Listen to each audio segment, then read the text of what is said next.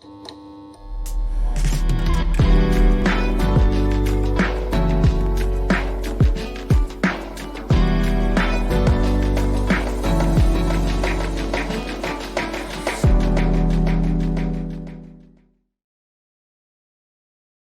malam semuanya, kembali lagi di Malam. Texem Talks di episode ke-10 bersama saya Rizky Wicaksono.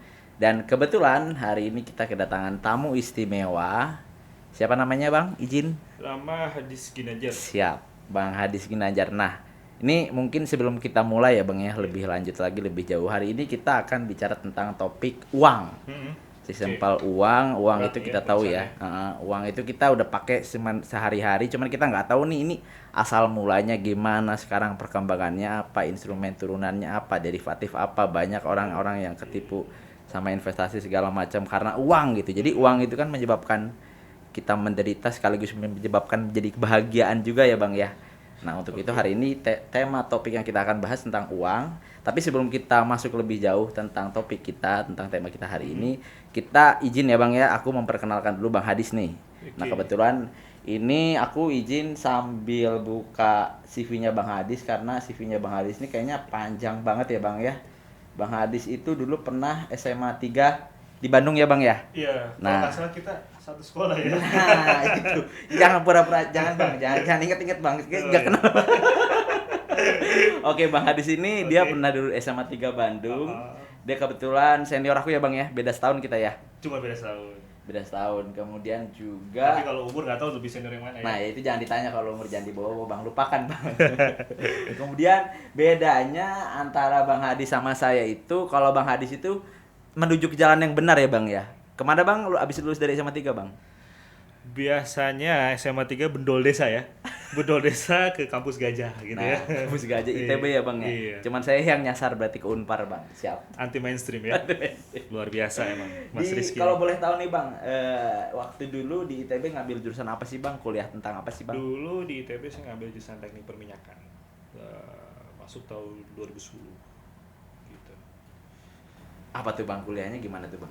Di situ kita belajar mengenai uniknya di teknik perminyakan tuh ada, kalau sekarang mungkin ada empat sub kejurusan, yaitu dari reservoir, terus ada production, drilling, operation, dan yang baru itu ada geothermal operation gitu. Jadi ada kejuruan masing-masing sub kejurusan dari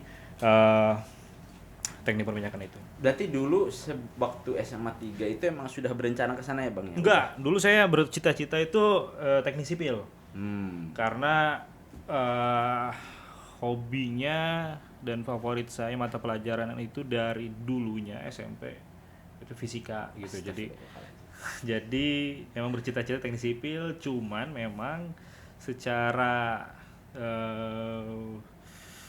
kebetulan atau mungkin dapat wangsit, jadi saya mau teknik perminyakan, kurang lebih gitu. Oh, berarti dulu waktu ujian masuk saringan perguruan tinggi itu milihnya sipil sama minyak. No, langsung perminyakan. Oh, langsung perminyakan. Ya, last berarti, minute saya Bang. berubah Oke. decision, saya ngambil langsung perminyakan. Kenapa Bang? Apa yang dilihat di dunia perminyakan itu Bang? To be honest, big income itu aja. Karena Ya. motifnya berarti income, uang ya Bang Iya, ya. Iya, big karena income uang. Betul. From fresh graduate. Jadi Iya. fresh graduate kita udah punya starting point yang lebih lah dibanding lain. Oke. Gitu. Ketika lu ngelihat migas nih Bang, Iya. apa minyak dan gas bumi itu apa yang terpikir dalam sepatah dua patah kata tuh dalam otak lu apa Bang? Minyak dan gas, apa yang terpikir? Yang terpikir adalah ketika kita ngomongin sumber daya energi ya, Indonesia itu merupakan, koreksi kalau saya salah ya, itu negara kedua terbesar dari potensi geotermalnya atau panas buminya. Jadi mungkin yang terpikir, the first thing come to my mind ketika berbicara tentang energi adalah ekspektasi saya Indonesia someday itu bisa memanfaatkan sebesar-besarnya sumber daya yang memang kita powerful. Kita bukan negara kaya akan minyak, bukan. Kita bukan negara kaya akan gas, no. Kalau kita ngomongin aja salah satu lapangan di Arab ya, itu lapangan Gawar namanya, itu mungkin sekitar produksi ya sekitar 5 juta barrel per day ya. Sedangkan Indonesia itu dari Sabang sampai Merauke itu produksi kita mungkin hanya sekitar 800.000 lah barrel oil per day ya. Nah, tapi akan berbeda kalau misalnya kita ngomongin panas bumi. Kalau panas bumi itu kita mungkin kedua terbesar ya setelah New Zealand potensi panas bumi di Indonesia. Dan itu mungkin harapannya ke depan someday termanfaatkan buat seluruh warga negara Indonesia. Kita bukan negara kaya minyak. Kita cuma 800.000 barrel kok, sekitar 800.000 barrel per day lah. Mungkin target pemerintah nanti di tahun 2005 tahun next 5 atau 10 tahun tuh bercita-cita ya 1,5 juta barrel per day. Sedangkan konsumsi kita harian itu 1,5 juta barrel oil per day. Jadi kita masih defisit ya. Tapi sebenarnya Indonesia itu kaya banget sama sumber daya alam ya Bang. Ya, sumber daya alam yang beragam ya. Tapi kalau kita bandingkan dengan Arab itu jauh. Arab iya negara kaya akan minyak gitu. Dan tentu sumber daya alam ini sebenarnya berhubungan dengan uang ya Bang ya. Betul. Nah, jadi ada bahasan ya. Inilah ada mulai masuk ini bahasan tentang uang ini mulai memanas. Kayak agak sensitif nih. Nggak, soalnya itu bahasan berat ya. Dan saya di sini sebagai pengamat aja ya, bukan sebagai expertise ya. Disclaimer ya. Pengamat ya Bang Hadis, pengamat. Oke, kalau dilihat nih Bang dari CV-nya, Abang itu dulu pernah lomba fisika juara, kemudian juga pernah kerja di Chevron, kemudian juga pernah di sini banyak research juga ya Bang ya. Nah Bang, mau tanya nih Bang terkait dengan researchnya Abang. Terus kalau saya masih ingat ya. Ya. Oke. Ya researchnya Abang, terus tadi tentang minyak, dan ini apa sih Bang yang sebenarnya paling menarik di dunia perminyakan? Dan nanti kita kaitkan nih Bang dengan uang ini yang paling penting Bang gitu. Gimana tuh Bang? Paling menarik ya. Mungkin kita beralih sekarang ini dari tren dari konvensional energi menuju unkonvensional energi, yang dimana energi yang lebih mudah untuk didapat ke energi yang memang harus memerlukan teknologi yang lebih advance. Dari minyak sekarang udah beralih ke gas, mungkin nanti ke shale gas, shale oil, nanti mungkin masuk ke gas hydrat. Jadi tantangan ke depan itu akan lebih menantang untuk kebutuhan dari eksplorasi energi yang ada di Indonesia. Karena konvensional energi yang minyak tadi ya kita udah lambat laun itu udah secara bertahap kita udah masuk ke zona yang advance. Jadi kalau di sumber energi itu ada kayak piramid gitu.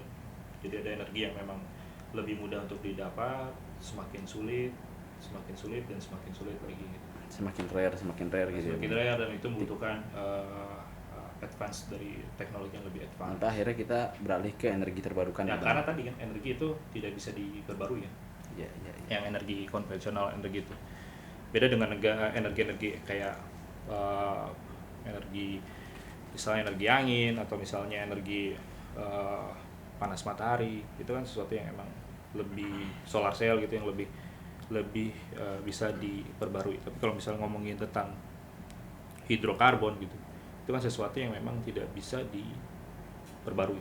Oke Bang, sekarang jadi semakin lama semakin sulit gitu. Sekarang kita udah tahu nih Bang, motivasinya Bang Hadis untuk kuliah di bidang perminyakan itu uang ya Bang. Nah sekarang kita mulai masuk nih Bang. Oke, uang ya Bang, tentang uang nih Bang. Kalau boleh tahu nih Bang, ini kan kita tahu lah Bang, uang ini kan sebagai alat tukar lah ya Bang ya di dunia modern sekarang segala macam. Nah kita bisa nggak Bang Hadis cerita nih Bang, gimana Bang Hadis mulai interest ke dunia uang, kemudian kita mulai jelaskan ke teman-teman semua bahwa uang ini dulu sebagai alat barter nih, atau bukan uang ya, sebagai alat barternya gitu Bang. Itu gimana tuh Bang, coba sejarahnya, ketertarikannya.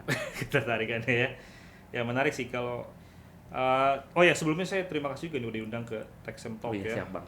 Sama-sama. Thank you so much, dan saya merasa bangga juga bisa hadir di sini bersama Mas Rizky. Siap. Dan kita ngomongin uang ya. Sebenarnya kalau ngomongin uang, kalau saya ngomongin secara by definitif ya, misalnya uang itu ada apa, bla bla bla, mungkin agak sedikit boring ya. Cuman kalau misalnya saya ngomongin bahwa saya akan mengutip salah satu buku yang cukup terkenal, mungkin teman-teman juga tahu ya, bukunya judulnya The Sapiens, itu karyanya Yuval Noah Harari. Jadi dalam buku itu disebutkan bahwa perbedaan yang paling mendasar antara manusia kita kan bisa mengenal uang ya. Pertanyaannya adalah kenapa hewan itu tidak bertransaksi menggunakan uang kan, gitu ya? Kenapa harus manusia gitu? Ya nggak? Jadi dalam buku itu disebutkan bahwa Perbedaan yang paling mendasar antara manusia dengan hewan itu adalah kemampuan di level tingkat kolektif levelnya. Jadi bukan di individual level. Dan bisa dikatakan bahwa dalam tanda kutip ya, kenapa manusia yang controlling the world dalam tanda kutip ya. Bukan hewan gitu ya. Ya, kenapa bukan hewan kan? Iya, iya.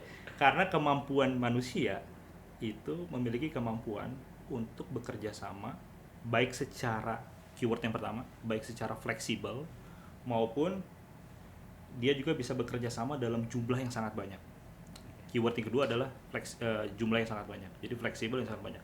Kita ambil contoh misalnya lebah dan semut. Mereka dapat bekerja sama dalam jumlah yang sangat banyak, mungkin ratusan atau mungkin ribuan gitu ya. Itu untuk menghasilkan akan tetapi mereka lebah ini misalnya, lebah itu tidak bisa bekerja sama dengan fleksibel. Sistem komunikasi mereka itu sangat rigid. Fungsi mereka adalah hanya untuk bagaimana caranya menjaga sarang lebah itu tetap berfungsi dengan baik. Contoh kalau misalnya kita ambil culik misalnya ratu lebahnya, Selesai. iya sistem ekosistem komunikasi mereka akan hancur kan? Hancur. Nggak bisa misalnya, oke kita culik, oh udah kita bikin aja Republik of Lebah, nggak bisa kan? Iya, iya. Atau kita bikin negara komunis lebah, nggak bisa kan? Oke, ada hubungannya juga nanti sama uang ya, kenapa? Kita lanjut misalnya salah satu contoh yang lain, misalnya beberapa hewan, gajah, atau misalnya serigala, simpanse, mereka dapat berkomunikasi, mereka dapat bekerja sama dengan lebih fleksibel dibanding lebah, gitu ya. Akan tetapi mereka itu bekerja sama dalam jumlah yang kecil. Misal kalau saya dan mereka itu berkomunikasi berlandaskan hubungan keintiman. Jadi hubungan secara personal. Katakanlah saya adalah seorang simpanse nih.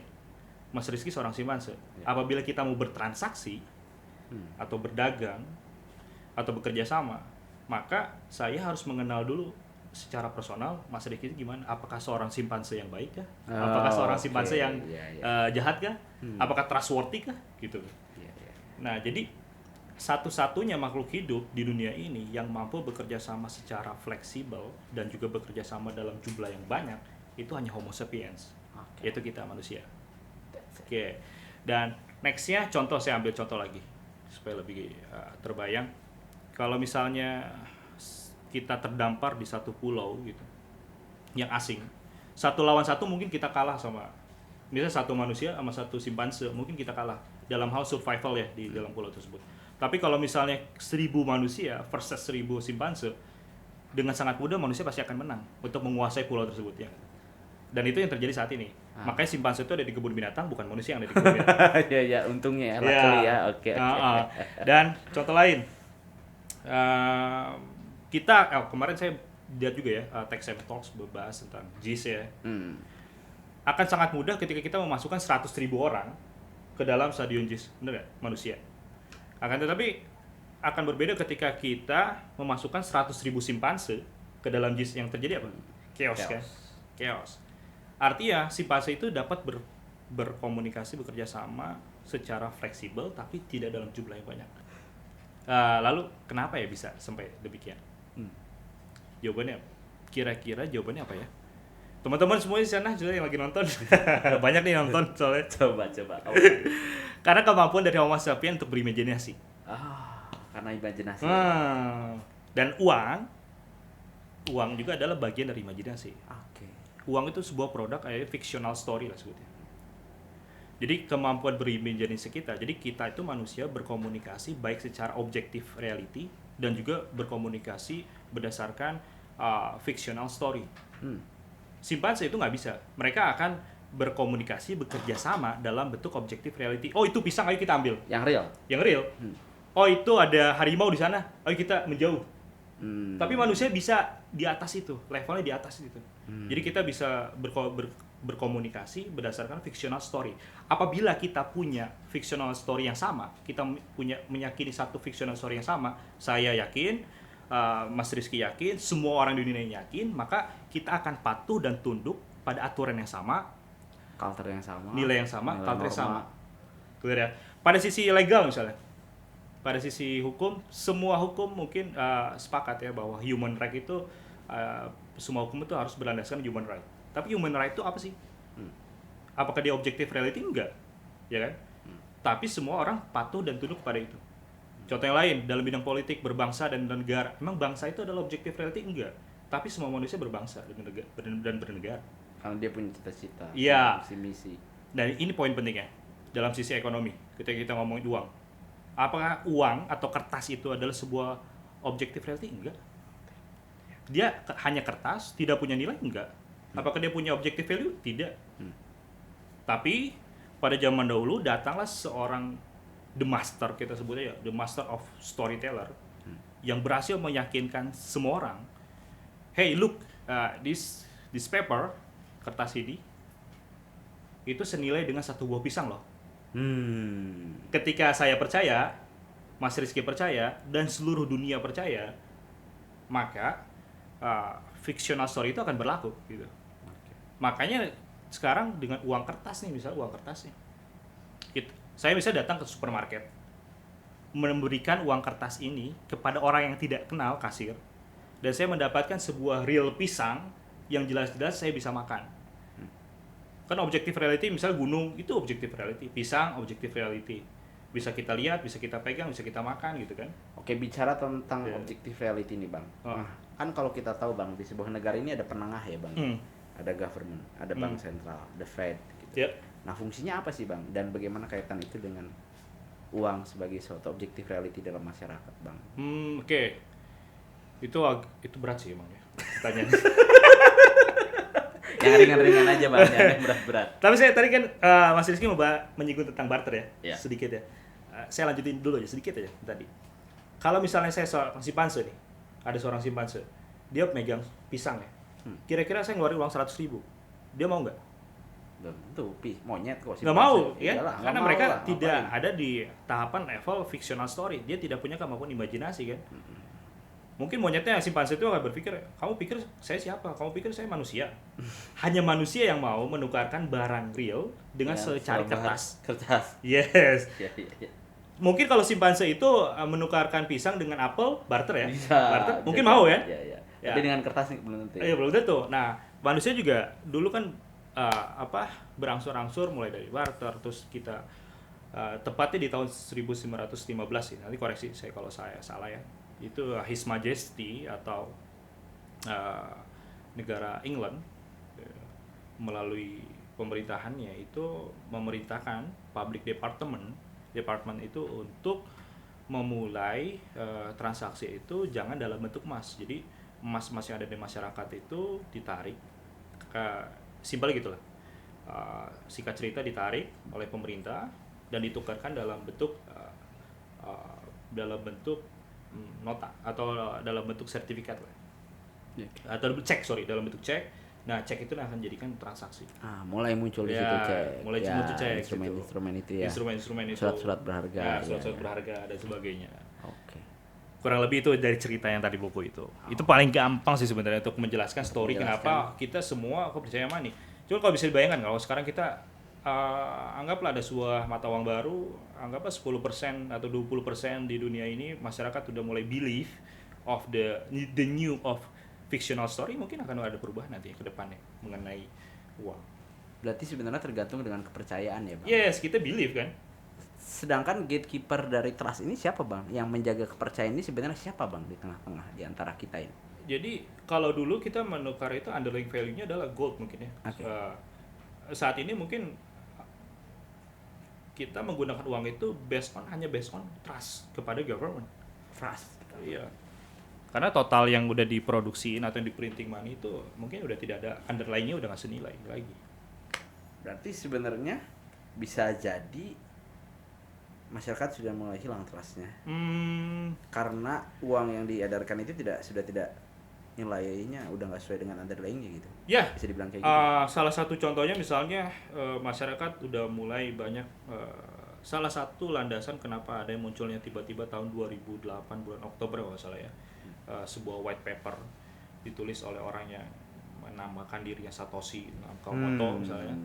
Dia menulis white paper mengenai Bitcoin, dan dia mengklaim bahwa Bitcoin ini atau cryptocurrency ini adalah sebuah solusi untuk membentuk sebuah transparansi dalam sistem keuangan.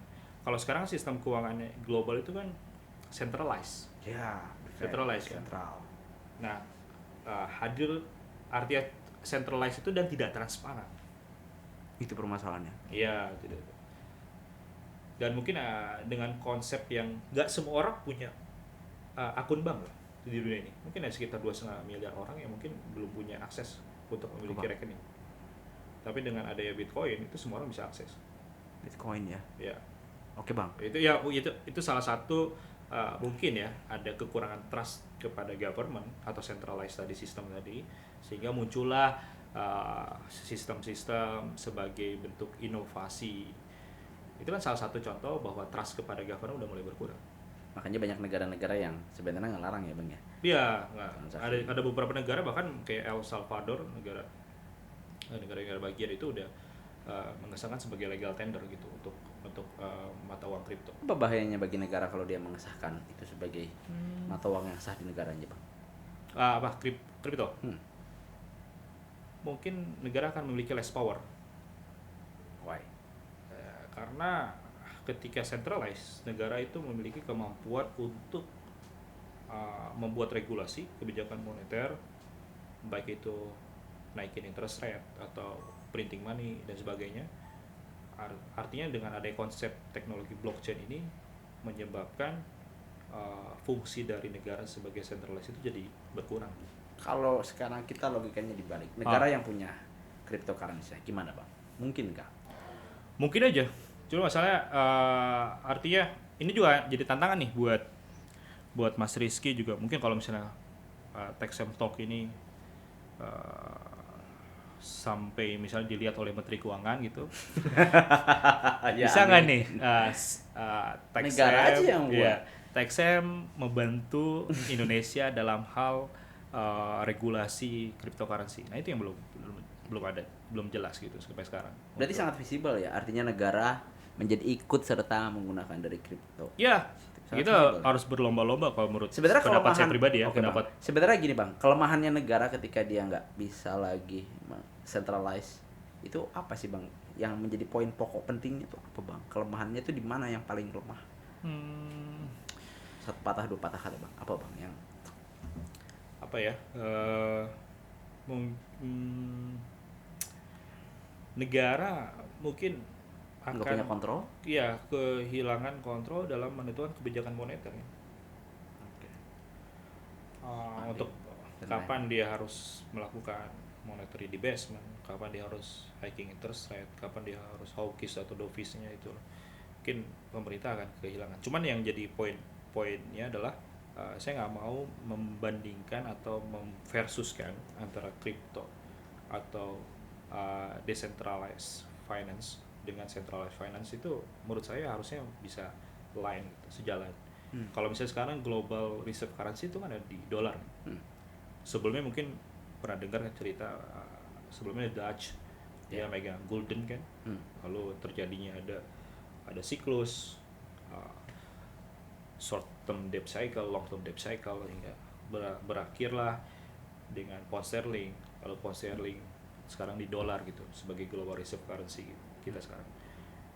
Nah sekarang ini belum terlihat, dan memang secara statistik Amerika itu memiliki 30% hash rate dari mining dari Bitcoin. Jadi mungkin bisa jadi US juga bisa jadi global reserve digital currency juga untuk the next ke depannya, kalau misalnya mereka bisa solve masalah political issue di negara mereka. Ya mereka juga sebenarnya punya big chance juga sebagai the next global reserve digital currency. Tapi sebenarnya Yang kedua Rusia ya. Artinya negara juga punya opportunity nggak sih, Bang, di bidang? Punya lah. Orang Indonesia, apalagi Indonesia. Tadi kan di awal saya cerita mengenai kita adalah negara kedua terkaya untuk geothermal ya, kedua atau ketiga lah, after New Zealand. Nah artinya kita punya energi hijau terbarukan, yaitu geothermal energi yang mungkin nanti bisa dipakai untuk keperluan mining kan. Gitu. Yeah. Jadi kalau kita berbicara mengenai konsumsi ya, ini koreksi kalau saya salah juga. Konsumsi oil kita itu di Indonesia sekitar 1,5 juta barrel oil per day. Mungkin 50% untuk kebutuhan listrik. Tapi kalau bisa dibayangkan kalau misalnya geotermal di Indonesia itu dimanfaatkan secara maksimal, mungkin listrik kita gratis. Saking besarnya. Gitu. Dan itu bisa kita manfaatkan juga mining. Nggak menutup kemungkinan kita bisa menjadi global reserve digital currency country kan. Oke. Artinya bisa gua simpulkan sebenarnya ya ada peluang juga ya Bang ya, opportunity Bagi negara, iya. bagi negara. Tapi kan sebenarnya ya kayak kita cenderung kayak ngelihat ini sebagai sebuah ancaman dan lain-lain ya Bang ya. Ya, Sebenarnya sama gimana cara mengolahnya ya Bang ya? Berarti sama ya. saya pernah berbicara mengenai masyarakat Indonesia yang aktif terhadap financial instrument ya, itu di khususnya instrumen saham itu baru mungkin sekitar 6% lah. Kita masih tertinggal jauh dengan negara sebelah. Kayak Malaysia itu 16-20% negara yang sudah aktif terhadap financial instrument. Lalu Singapura itu udah hampir 50% sudah aktif berinvestasi di saham gitu. Nah, artinya masih jadi tantangan berat di Indonesia untuk financial instrument sekelas katakanlah saham gitu. Kita baru sekitar 6%. Apalagi kita ngomongin tentang cryptocurrency. Oke. Ya. Jadi tantangannya masih ke depan, apalagi di teknologi yang baru yang kita asalnya transisi dari web 1.0 kemarin, terus kita web 2.0 saat ini. Terus nanti kita udah beranjak ke web 3.0 atau blockchain teknis itu di mana berbicara tentang blockchain teknologi gitu. Itu artinya butuh waktu untuk masyarakat Indonesia mempelajari hal itu. Sama kayak misalnya dulu bapak kita terbiasa menggunakan surat kantor pos. Ya. Ya. Kantor pos terus dikenalkan tentang email. Wah, ngapain saya bikin email? Orang ada kantor pos. Atau ngapain saya ngedengerin Winamp? Orang saya punya radio. Jadi bisa dibilang blockchain itu cryptocurrency itu adalah internet of money. Oke. Ya, jadi kita bisa dapat kesimpulannya bahwa sebenarnya kita tahu bahwa kenapa sih manusia ya itu punya hasrat sehingga dia bisa bertransaksi, muncul di situ konsep uang. Nah, muncul di situ konsep uang karena kepercayaan ya Bang ya. Nah, trust. Semua orang punya belief yang sama. Nah, kemudian sekarang eranya trust ini udah mulai luntur-luntur ya Bang ya ternyata. Muncul ada blockchain dan sebagainya. Itu sebagai sebuah bentuk protes kan? Iya. Bisa dibilang katakanlah seperti itu. Cuma tantangannya nih buat Mas Rizky juga, saya belum bertanya. Ke depan siap nggak kalau misalnya tiba-tiba di podcast ini atau Techsem Talk ditonton sama Ibu Sri Mulyani? Oke. Oh, kita selalu siap. Jadi konsultannya Indonesia siap, untuk meregulasi cryptocurrency misalnya. Siap selalu 86. Iya. Yeah. Merapat. Dengan bantuan semua teman-teman, Bang Hadis semua insya Allah. Luar biasa. Kita bisa. Oke, terima kasih banyak Bang Hadis atas bincang-bincang singkatnya di malam hari ini. Terima kasih banget Bang Hadis udah meluangkan waktunya. Teman-teman Techsem Talks, Techsem.co. Akhirnya kita sampai kepada penghujung acara bicara tentang uang ya Bang. Bang Hadis itu siapa segala macam ya, semoga ini jadi ilmu yang bisa teman-teman semua implementasikan di kehidupan sehari-hari dan juga menjadi refleksi kita semua ya Bang ya. Oh iya. Oke. Thank you udah diundang juga sini. Ini juga agak grogi saya. Saya nonton diajak apa? Ya. Oke, kalau gitu sampai di sini dulu kali ini episode Techsem Talks ke-10. Kembali lagi nanti kita ke episode berikutnya. Terima kasih. Wassalamualaikum warahmatullahi wabarakatuh. Waalaikumsalam. Rizky Wicaksono dan Hadis izin undur pamit. Assalamualaikum. Thank you. Bye.